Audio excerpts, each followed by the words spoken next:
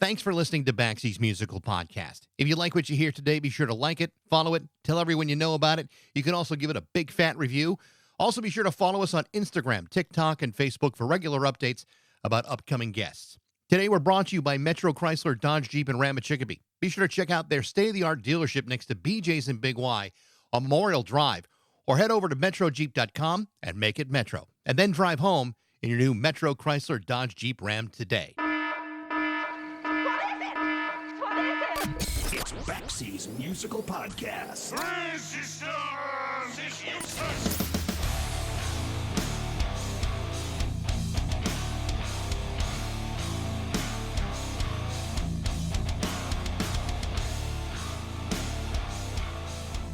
On February 2nd, 1986, I saw a band play at a club in downtown Milwaukee. I was told by friends, you are going to love these guys. The name of the band was The Frogs, and to say it was something unforgettable is like saying that water is wet or that fire has the potential to burn stuff. This wasn't just a sneaky hideaway show with a bunch of local guys banging out cover songs, although, in fairness, they did do an amazing version of Lionel Richie's classic Say You, Say Me, but that's not really the point. What made this night special were the fact that the Frogs put on one of the funniest shows that I had ever seen. At the same time, I could not help but ask myself, why am I laughing at this? I'll tell you exactly why. Because the humor was dark and twisted and campy, and yet they were freaking great. Needless to say, I couldn't wait for the Frogs to release a record, any record. Of course, that would take another 2 years to happen, and when it did, they only released about 1,000 copies, of which I did not get one, at least not for many years. Now, I can tell you that their self-titled debut was a really solid record of quirky pop songs in the veins of T-Rex, Alex Chilton, even the Kinks, songs that were virtually ignored by the record-buying public. Now, here's where the story about the Frogs gets really interesting, because the story of Jimmy and Dennis Flemion of the Frogs is more than just about a couple of brothers who were writing songs together. The Frog story is also about unintended consequences. During these years, Jimmy and Dennis got their hands on a 4-track tape recorder and began improvising songs off the top of their heads. Loads of songs, thousands in fact, sometimes recording up to 20 songs in a single day. Songs that were never meant to be released. This is just a way of blowing off steam and making each other laugh hysterically. These recordings were eventually shared amongst friends and eventually became somewhat of a Milwaukee underground treasure. These were songs that were about all kinds of potentially uncomfortable subjects, from drug use, race, religion, and sex, particularly gay sex. Now, it should be pointed out that these songs were never recorded in a mean-spirited way, but the absurdity and the humor of it all made these recordings unique and perhaps even more compelling than their ability to write pop songs alone. Eventually, these recordings got into the hands of the late producer Steve Albini, who then presented them to Homestead Records, a trendy record label out of New York that would release music from Dinosaur Jr., Nick Cave, Sonic Youth, Screaming Trees, and many others. Interestingly enough, the record company wasn't interested in putting out their early pop material. They wanted to release the other stuff. And so they did with 1989's It's Only Right and Natural, an album that blissfully celebrates homosexuality in a way that had never been done before, with a message of homosexual supremacy. Again, it's 1989, long before gay rights were openly embraced or even talked about. The fact that neither Jimmy nor Dennis Flemion were gay didn't really seem to matter. And while some critics may have accused them of being in bad taste, it was these improvisational lo-fi home recordings that seemed to capture as much attention, if not more so. This includes a condemnation from TV evangelist Pat Robertson as being proof the devil had infiltrated rock and roll music. Now, that's not the greatest reason to buy a record that I don't know what the hell is. The album became an underground sensation, sparking praise from the likes of Billy Corgan from the Smashing Pumpkins, who would later go on to produce and perform with them on stage. Same with Eddie Vedder of Pearl Jam, Evan Dando from the Lemonheads, Beck, and many others, including Sebastian Bach from Skid Row. Even Nirvana's Kurt Cobain would become a huge fan of the Frogs, not only including the album on his list of the top 50 albums of all time, but playing the album before every Nirvana concert appearance. 7 years after that release of It's Only Right and Natural, the Frogs released their follow-up, My Daughter the Broad, another compilation of early recordings. Again, it became a classic, this time focusing on a wider range of sexually potent topics that were both equally offensive and hilarious at the same time. As I said, their live shows were also unforgettable, with members often performing in wigs, makeup, and in Jimmy Flemion's case, a pair of 6-foot bat wings that were worn at nearly every show, including their 1994 appearance at Lollapalooza's second stage. But don't kid yourself, the Frogs were hardly a novelty act. These were skilled musicians who wrote great pop songs and were on par with anybody else that was available at the time. They just happened to have another side to them that was incredibly funny and interesting. Did the Frogs ever show commercial potential? That totally depends on your definition. For some, it's hard to imagine why they weren't bigger. For others, it's not hard to see why they weren't. However, those that appreciate the Frogs absolutely love the Frogs. Unfortunately, the Frogs were often disrupted with bad luck, aborted albums, and personal tragedy, including the untimely death of Dennis Flemion, who passed away from an accidental drowning in 2012. However, Jimmy Flemion and the Frogs' legacy continue to endure. In fact, the Frogs are about to reissue My Daughter the Broad. This was another compilation of improvised home recordings from the 1980s that also became an underground sensation, where it has been described as one of the funniest albums of the decade. The updated version has been expanded to a double album with 8 new songs and is set to be released on September 11th. Simultaneously, a full-length documentary about the Frogs has been in the works for nearly a decade. To talk about that and a whole lot of other stuff is my guest today, Jimmy Flemion from the Frogs on Baxie's Musical Podcast.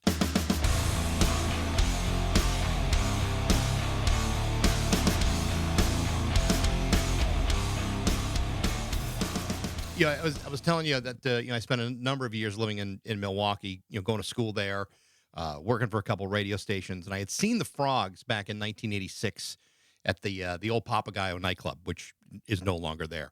But I remember seeing the Frogs and enjoying it so much that it was like it's a real thrill to be talking to you 40 years later after the fact, and this is all before you guys actually started to release music. This is when you were just playing around town and having a great time. Yeah, that is true.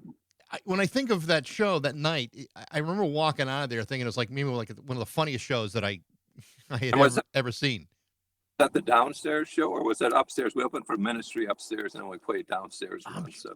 I'm trying to remember. I think it was like a show in February. It may have been with Ministry. If I'm again, it's 40 years ago. So, but I remember laughing intensely at what you guys were doing on stage and the songs that you were singing and the fact you did like a Lionel Richie cover that night. It was great. And then I found myself asking myself, should I be laughing at this? And after spending the week, kind of regurgitating the whole Frogs catalog, I realized, it is just as enjoyable today as it was back then. And so to see you guys, reissuing albums that have been long out of print is really cool to see. Well, I appreciate it. Yeah, as you know, we've been going at it since 1980, and even before then, it was 1976. We were brothers, so we were doing music, but we became the Frogs in 1980. And as you know, the first album didn't come out till 1988. So when you saw us, it was probably 86, right? About 86 or so. So this is like a couple years before the first album came out. That would have been downstairs. Yeah. I mean, I've seen like Ministry a number of times too, so it's hard to remember. It all kind of goes together. But you're about to reissue the 30th anniversary edition of My Daughter the Broad, the third record from the Frogs.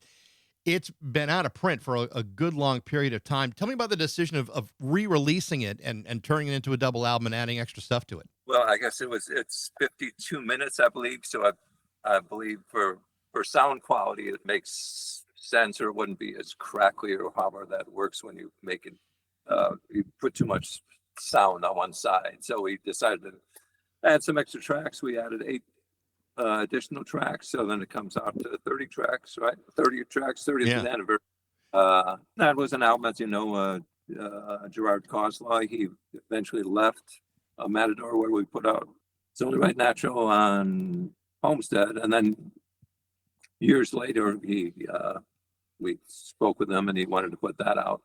And so that's a collection of songs that, that are made up over a long period of time. So between Right Natural and 1996, that's about the time that's when all the made up were made up between that time. So, I mean, there was plenty to choose from by 1996. And in a way, we tried in our way to think, okay, let's put out whatever would be kind of like the greatest hits or the most, I would say, commercial out of those. Because as you know, if you don't know, I'm telling you, if you make up a song, you have to put it in some kind of semblance and in your mind, and you gotta, maybe repeat the same patterns because you're just making up on the spot. You're not writing it down and say, oh, have plenty of time to think about it. So once you do it on the spot, some of the songs, when it's, they hit harder, they hit perfect, or they made sense, and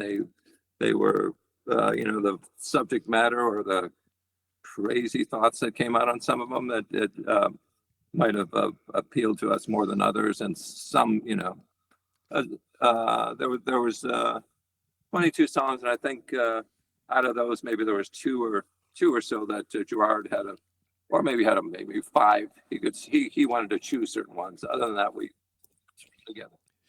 How did you decide? I mean, when you went back and looked at what else you may have had, because I know you've been releasing stuff all along. When you go back all that time, how did you settle on these 8 new songs? Was that a hard process, or did you know, I think we can go back to that one or this one? In a way, I mean, once again, some are more hookier than others, and some I don't know, for sentimental value. There's Dennis sings, with the old man voice, or I'm sad the goat was with the Candy Apples Red. I don't know if you're familiar with that one. Yep. It has that kind of tone, and then there's the other one. The other character is kind of like the Evil Jack character with problem solution to your problems dance. Once Smack Goes the Dragon, that was released before on that box set, but it's I mean, if you crank that song, it's a mind blower. It's one of our cooler songs that way. That in terms of made up, but it was made up in a way, but then there's a lot of production involved with that one. So. One of the things that I had completely forgotten about was the fact that Jay Tiller was an early member of the Frogs, and I was a big fan of Couch Flambeau. When he had that band together. Tell me about that, because I know he eventually plays kind of an important role in the Frog story. Tell me a little bit about Jay's involvement with you guys. Sure. He worked at Record Head, as you maybe know. That was people who don't know, that was a record store / head shop. And I guess he'd seen us at the Starship, which I don't know if you're familiar with the Starship because you grew up there, or maybe around that time. The punk club downtown Milwaukee, and we to my knowledge, I guess he caught us a few times there, and then he was we would eventually shop at Record Head,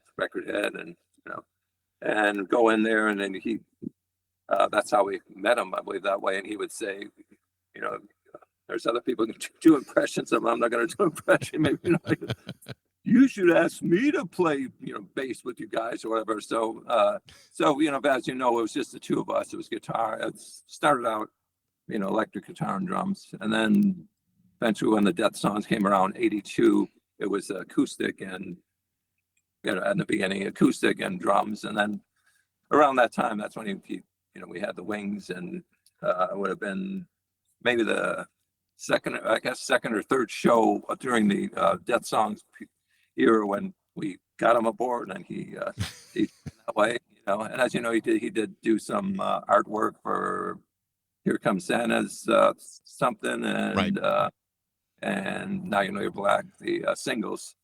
So and it was it's fun on the road, as you know, but when you take people on the road and you spend time, It's funny as I'm reading about it and recalling, that's right, he did play with them. I'm like, has there ever been a guy that probably fit in better with the kind of music that you guys were doing than a Jay Tiller? I mean, he was like the quirkiest guy in a scene that was filled with really quirky people in Milwaukee. Milwaukee was always a very quirky music town, always. Yeah. Also, as you know, I don't know if you from the recordings or if you ever. I guess you would have seen us with him play. He would have been playing that show you saw. I don't know how many times you've seen it, because so I think there's maybe 8 bass players throughout the years or whatever the number is. His not signature, but with his Rickenbacker bass. Of course, he loved Cheap Trick, but he had his whatever pedal effect he had, and it was kind of monstrous when he would kick in, when we all kicked in with the drums and the dump boxes, and it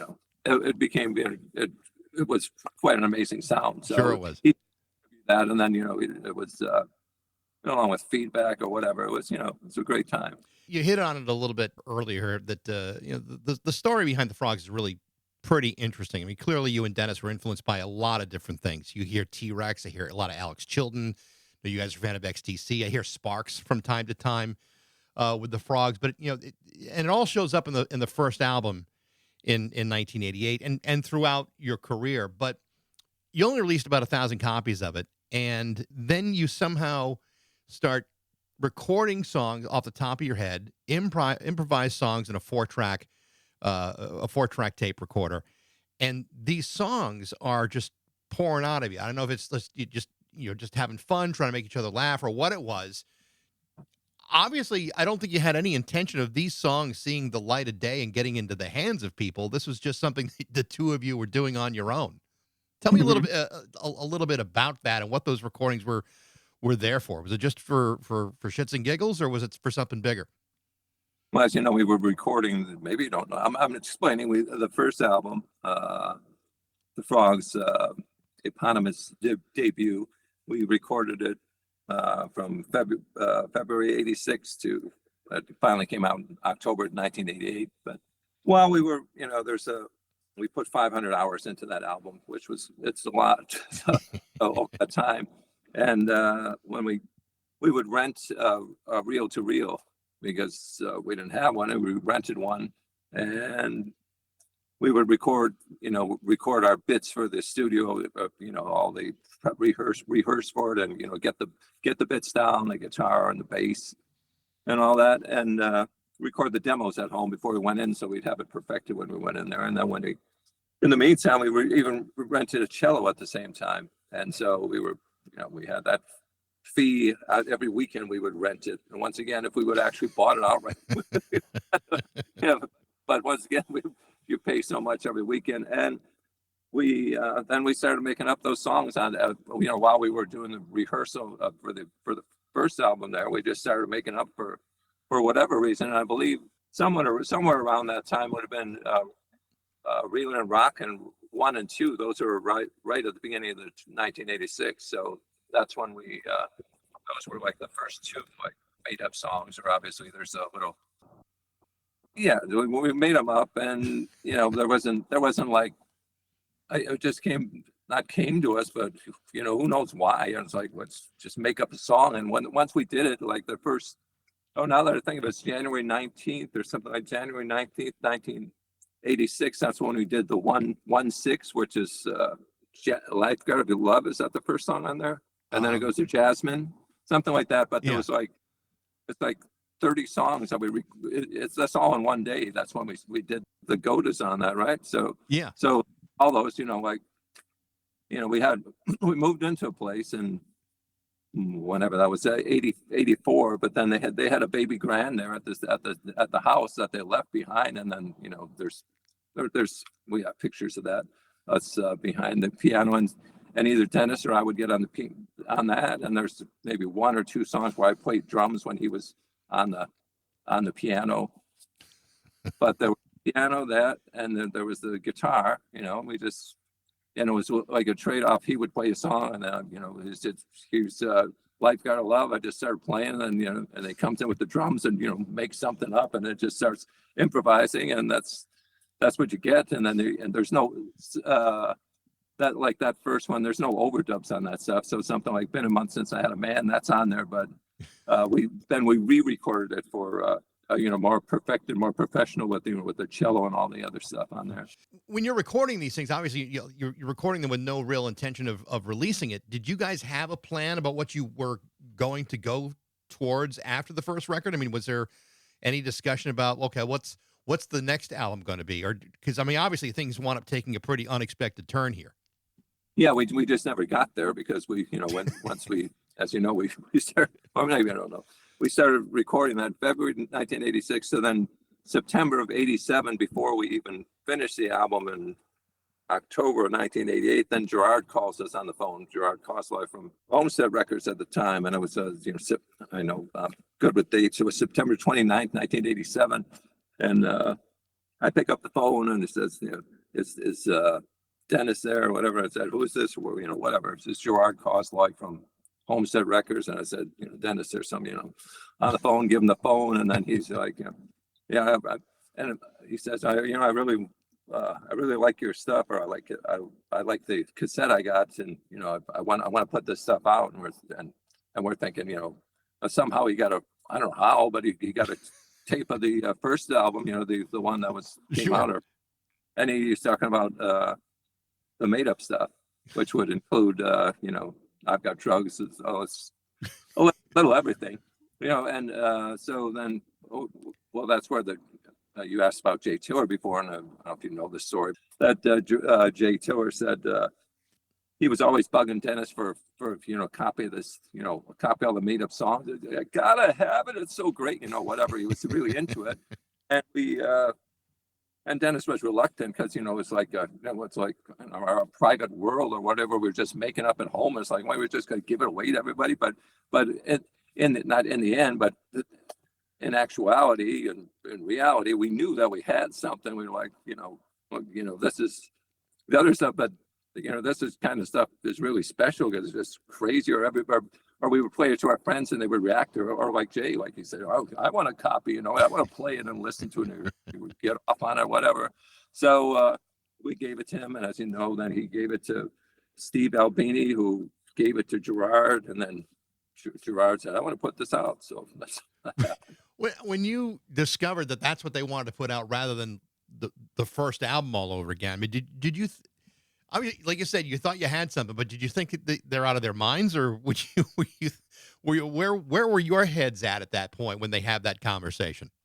Well, it's just as after not 500 hours at that point in the studio, but we would investing so much time in that stuff, we didn't even, we didn't not entertain the thought of that stuff coming out. But in actuality, that was when it finally did. That was 9 years from 1980 to 1989, and we thought, not like we'd had enough, or like we just thought, finally somebody's gonna, I want to put out your record, I want to sign you or whatever, and at the time we thought, this is going to be which there was talk, this is going to be a 7-album deal. So you're talking about, well, where's this career going to go? You're thinking like, do this 1 album a year or whatever, and it never panned out that way, but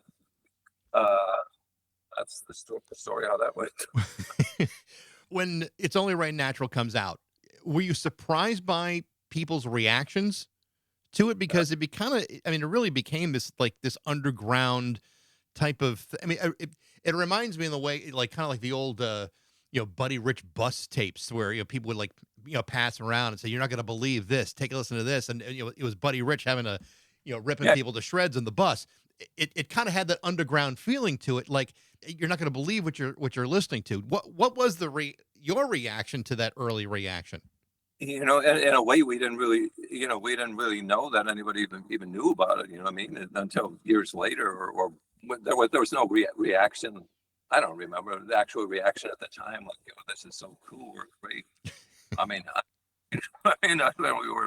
What was your reaction? I don't know how to answer that. My reaction the first time I heard it is, I didn't look at it as a novelty act at all. It seemed better than that, like more sincere than that. But on the other end of the spectrum, it was absolutely hilarious to listen to. When you talk about reactions, 1989, the predominant theme of that record is homosexual superiority, which in 1989 everything is still very socially taboo when it comes to homosexuality and the sexuality of it. People are very still much in the closet in 1989. And interestingly enough, there's a stark difference between what those songs intended to be and how it could have been interpreted, good or bad. And it's interesting that a guy like, Pat Robertson from the 700 Club would think Satan has finally hit ground zero on the Frogs. To me, what a great critique. That's like the best endorsement you could ever possibly get. Yeah, that was on that, what's it called? Hell's Bells program on there, right? Right. Which, once again, I don't know if you were watching it on TV at the time, and, Dennis used to tape, whatever, because, that's the way you did things back then. He saw it. Anyway, it just blew our minds. Like, what they, all the people, like, once again, it's like we know our, this is a small label. It's like you're next to okay, and then the next and George Michael is like, wait, it's like all these people. How did that happen? But I guess it was meant to happen, or it got into somebody's ears, or turned somebody's eyes or head around, whatever it is. The whole breadth of these improvisational songs that you guys recorded. I mean, obviously, a lot of different themes come up. Homosexuality is one, racism is one, different sexual perversions are another. The interesting thing about it is the songs were never a condemnation. They were just to present it in a humorous way, but not in a way that passes any sort of judgment, in a way it almost, I don't want to say celebrates it, but looks at it from the perspective of the people that may be marginalized. And that I think is the real big difference between, a band that could have been, dismissing it all, and a band that was actually talking about something relevant, which I think kind of puts the Frogs in a totally different realm all by themselves, especially when you're talking about 1989. Right. And if you classify or go through all of our work, there's never, I hate this or something. That's not in our vocabulary. It's not on any of the songs. If you hate me, love me. I mean, there's the word hate, but I think that's the only one I hate. Hate me, love me.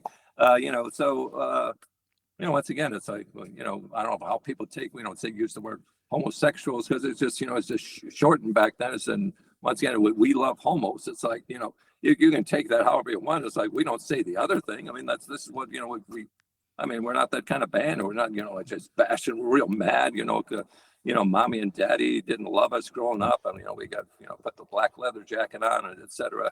We were never that band. Right. Well, I mean, there was enough of that with other punk bands where that was their point of view. But I mean, to me, the most punk thing you could be would be the exact opposite of that. Still talk about those things, but in a way that's celebratory and respectful.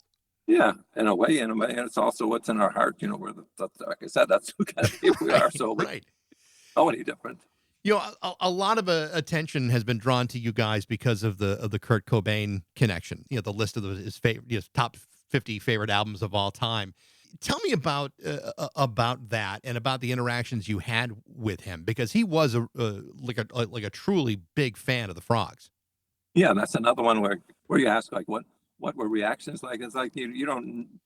How could you, unless it's written in print or said in an interview? How would you know that people are, even thinking about you or talking about you or listening to your music if they've never seen you live or if you've never met them before?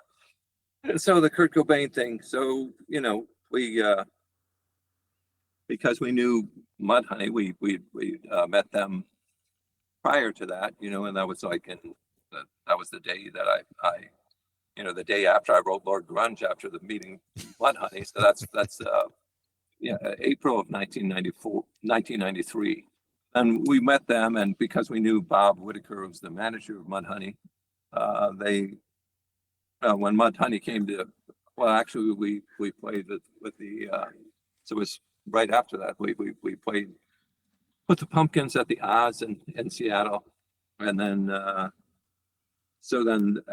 shortly after that, Mudhoney were opening for Nirvana on the tour. So then when Nirvana came to town, they came to Milwaukee and Chicago. We saw them the first night in Chicago, and Bob Goldthwait opened, as was their opening act. And so then we didn't meet him that night, but then, Bob Whitaker, he said, well, don't worry about it. We'll meet him tomorrow night or whatever. And so we went, so it was Milwaukee the next night. It was October 26, 1994.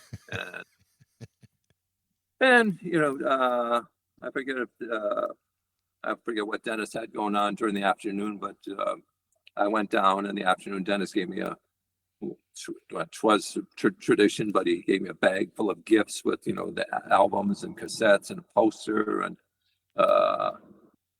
frog related stuff, which is, definitely hard to get anyway. It's just, and so, I go back there with Bob Whitaker, and we in his dressing room, and I meet Chris Novoselic, and he says, "Oh, thanks, this is great," or whatever. And then we walk out, and it's the auditorium. So we walk down the hallway there, and we're walking out, and I can see from a distance, it's like up the, you know, the hallway, you know, kind of slants up the pavement. What the hell am I talking about?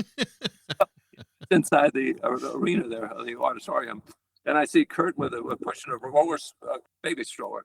You know, it's kind of like I said, "Oh, there's Kurt." I don't think Dennis was with me then, but Bob Whitaker said, "Oh, don't worry about it. We'll meet him later or whatever." So left it at that, and you know, as luck has it, we come back later, and I don't know if, you know, of course, you know, Dennis, you know, as a way to meet people or break the ice, whatever, he said, you know, why don't you bring your acoustic down, and you know, and I left it in the car. I was like, I don't know if I was too you know, self-conscious. I'm gonna walk into the arena, whatever, with my guitar, and I wish I had. And not like you know, not like history would have changed, but I think it would have in a way when, you know, with, hanging out and playing songs with Kurt. So then we came back, and then another show, you know, watch the show. Nirvana. Oh, so then I don't know if you know the story, but then we're sitting out there, and it's standing out there, and it's arena, you know, auditorium, and it's before they go on. I don't know who the opening act was, but before they're going on, you hear, you know, I've Got Drugs. They played the entire album of, you know that story or no? They played the entire. I've heard that. Yeah, they used to play before almost every show. Yeah, and there was a show in Atlanta when they played, and we heard from the Pumpkins guitar tech that he said that they were ready to go on stage, and they couldn't find the Frogs tape, so they sent somebody out to the record store to buy it, you know, whatever, to find it, and they wouldn't go on until they, you know, wanted to. So that's pretty cool. That's a real fan. That's a real fan right there. Yeah. So anyway, it's just blowing our minds, and I thought that's being played, like, and then so Dennis and his wife had he's I wasn't with them at the time, but they're back, not wherever the area is where you have coffees or drinks on a table or whatever in the back room or whatever. They were back there, and then they're just there, you know, grabbing stuff or whatever it might be at the line or the counter with drinks and food, and they're facing this way, and they hear behind them, yeah, and I heard the Frogs are going to be here tonight. It was for Kurt, you know, he's so really excited about it, and Dennis and Janice and wife and Sam were looking around like, you know, they didn't turn away. I mean, I don't know if they turned around, he was gone or whatever, but you just heard that. So anyway, the show ends, then we go, you know, we're backstage because we know One Honey and Bob Whitaker, and we're back there, and Kurt comes in and he says, which one of you guys is the Frogs, or something like that. And we introduced ourselves. He said, I'm Jimmy, I'm Dennis. Shake his hand, and then we, you know, took a couple pictures, and my friend Bobby Braveman, he took the 2 pictures, and then I know Bobby too. Yeah, and so so he says to Dennis, he says, you know, Sue, he said, you know, thanks for that album, for the album. I've been looking for that for a long time. And he said, and Dennis thought he meant It's Only Right Nashville. He meant the first album, which, you know, I guess hard to find anyway, right? So he loved that album. So and then Dennis was speaking with him, you know, often. You went and talked to him, and you know, he was just telling him that, you know, he just loved the heart-shaped box video, and you know, just thought it was so cool. And Dennis said, Dennis is creative, you may know. So Dennis said, you know, I love that video. I just thought at one point you should have grabbed one of those apples, and it would have been a fetus or whatever. You took a bite out. I don't know what he said. He said, you should direct our next video. And so I remember, you know, not being too far from Chris Novoselic was in the corner. He was kind of saying like, yeah, when we play Europe, you guys should open for us. And, you know, we were on board with that. So then what's the next thing? So you want this full story? Sure, absolutely. Whatever you want to share with me, I'm happy to hear it. Says, so Dennis is talking to him. Besides that, Dennis said, you know, I just love those, those in utero statues with the wings on stage. He said, those are so cool. I said, once again, this is Kurt. He said, you know, after the tour's over, you can have them. And for a guy whose whole career was wearing bat wings, that's pretty awesome. Oh yeah, yeah. So at the end of the night, so he was talking, and they exchanged phone numbers, and then they're leaving at the end of the night, and of course, and he just said, I don't know, we said goodbye, and maybe kind of like hope to see him again or whatever it might have been. And Dennis had his number, so and a time in the future, when not when things, but nothing's going on with our career. Dennis said, I should, and he never did. He said, I would give Kurt a call whenever, and that's the meeting. You guys also had a pretty good working relationship and friendship with Billy Corgan too. You mentioned the Pumpkins before. I mean, Chicago's not that far away from Milwaukee, but he appeared on stage with you guys. You produced the Star Job EP, and at one point, I think Dennis was a touring member of the Smashing Pumpkins for a bit. Tell me about the relationship with him. How it began when that's another. I don't know. He was supportive of between him and Eddie Vedder, and I guess Kurt behind the scenes. Kurt was between him and Billy Corgan. They were the ones that said they wanted us to play Lollapalooza, so we were a surefire guest on that one.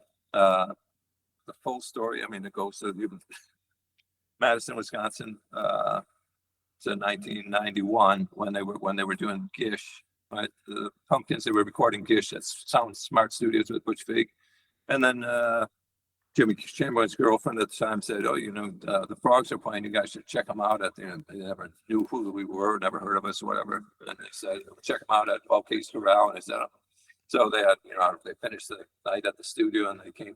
Jimmy and Billy came down, and we were playing on stage that night. I didn't meet him, but we heard about that. When you're talking about Jay Chiller was wearing a Fu Manchu mustache get up at the show, and we did Under Pressure / what's the Can't Touch This medley. But the only time we ever did that show, and so I think Billy remembered that or thought that was interesting, and so the next time, it might have been a year later, we played at the Lounge Acts in Chicago, you're probably familiar with, and and Jimmy and Darcy came to the show. Jimmy and James, Eha and Darcy, and they had and James had I already got a Right Natural biography or something. He was, I don't know if he wanted to sign it or whatever, but he had it with him. And then after the show, I think I don't know, maybe Darcy said, they loved. I don't know if they actually said. Darcy said, you guys should open for us, or we should play with us, or whatever. And I just one of those. Then I think the next times we were backstage at Metro, and this is around the time that Lou Reed had just played in town at the Metro, and my friend Scott LaBerge was talking to Billy and said, did you see Lou Reed the other night? And they both were talking about Lou Reed, and then Dennis were there, and Billy said, whatever he said, but he said, you guys should open for us, whatever. We'll be playing soon, and this was before Siamese Dream. So then we actually, the very first show on the tour of the Siamese Dream, we opened for, and then a few shows after that. And during that time, then I guess we got to know Billy better, and then he said, I'll record you guys, and then he recorded us for free, which was nice, but we still had to pay for the studio time, that kind of thing. And then eventually, because James and Darcy had their label, they opted to they wanted to put out the 6 songs and Star Job, which at the time, and it could have became a little bigger with Bear, or some of the songs that eventually came on were around at the time, but eventually ended up at Hopscotch. That became that, and Billy's been a supporter that way, or then when we did Lollapalooza and he joined us on stage, it's a good push. Definitely good to have a guy like that in your corner too. Yeah. So I've been reading about this and hearing about this for a while. There's been a documentary that's been in the works for a number of years. And I've heard interviews with the director, and the guy's been putting it together. And it's taken almost like a full decade for this to finally see the light of day. Where do things stand with that? Is there any progress with that, or is it still long ways to go? Well, last I spoke with him, or whenever the few, I speak to him once in a while, periodically. He put out My Daughter the Broad, Josh Modell, as Right. you know, 4 records, and so he's his idea. Well, he's that is pretty much. Last I spoke with him, and this regarding this might have been a month ago. It might have been like. If he's shooting for an hour 30 or hour 40 cut, it might be at a 1:15 right now or something like that, or that's to his liking. And so he's got someone editing right now, and it's going to be doing the sound, whatever you do, the color print, all that kind of stuff to make it all finalized. And he was telling me it'd be the end of this year or early next year. Wow. So that's my guess. And as the months go by, it's already August. So once again, not that this is. I've been all along since 2016 or whatever it is. I've been thinking, oh yeah, it's just right around the corner. But I'm patient and just thankful and grateful that he's doing it. Since he's someone who's been interested in doing that. Yeah. I know that you and your brother were very, very close, and obviously after he passed away, going back and listening to all this old material and reissuing stuff, and even issuing stuff that had not been released. How do you feel about listening to some of that old material? Do you feel any which way, or do you look at it from a different perspective without him, being a part of you with this effort? Yeah, well, in terms of the releases or all that kind of stuff, he I always take him into account, or his thoughts and his feelings and whatever that might be. You don't know how this works, or maybe you do, how life works, how people, where people disappear to or come back, or if their consciousness is around. And, I always take him into account. I'm just not thinking like, because he did, in the artwork, and he did all those things with the, do the artwork. I'm going to do the set design, all that kind of stuff. Here's the set list, and and the decisions like, okay, let's put these songs on the album, or and so I do the same kind of thing where I learned a lot from him over the years. Okay, let's put the hookiest songs are out, or the most emotional songs, or the songs that move people, or the songs that make the whole world sing. Right. Yeah. So I mean, it's one of those when when he's around, he's not around now, but at the time, it's not like you take it for granted, or his contribution. But obviously, he had a big contribution. He let it be known to me, and I, as brothers, there's a lot going on with that, and there's a lot of love, and it's just. I'm thinking when I'm doing it, and I'm not like I'm just going to do anything or whatever. I'm even with the songs like "Picking Flowers on the Hillside for My Love," one of the extra tracks on the double album, "My Daughter the Broad." That's a song that, and when we were driving around, and Billy Corgan was in the back seat. And that's one of those where and it just kept going on with the "Picking Flowers." And I said, and he was like, "Stop it, stop," because he was laughing hysterically. I mean, to us, we know we're doing our thing, and we can, at the time, we're even laughing when we're creating it, because we're like, because we don't know what we're going to say, and somebody Right. says, like, what? You start laughing because I didn't expect that, and then you just join in and you harmonize, and I don't know where was I going with that story. I don't know. It's a perfectly good answer, no matter where it was. Jimmy, this has been great. It's nice to finally get a chance to talk to you after 40 years of seeing the Frogs, and I'm looking forward to getting a brand new copy of My Daughter the Broad. Jimmy, thank you so much. Good to talk to you. Take care now. Bye. Bye. The expanded 30th anniversary reissue of My Daughter the Broad by the Frogs is coming out on September 11th. Thanks for listening. I hope you enjoyed it. If you did, you can reach me at bax@rock102.com. I'd love to hear what you think. Thanks again to Metro Chrysler, Dodge, Jeep, and Ram at Chicopee for their support, but most of all, thanks to you for listening to Baxie's Musical Podcast.